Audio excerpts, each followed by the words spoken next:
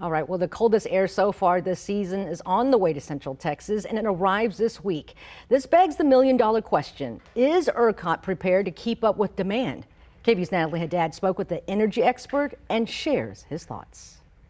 How would you explain what ERCOT has done since Mhm. 2021? They've started this inspection program where they have a standard. They go out to the power plants, they look at them, they make sure they have just some basic, wrapping pipes and wind breaks. They are doing that, and I think that is a big change. I think that puts us in a better position. What is the difference between what we can expect this week versus what happened in 2021, and why we shouldn't have to worry as much as the temperatures drop in the next few days? The biggest reasons are no or very little snow and ice associated with this system. That's a big change. That's a big difference in February 2021.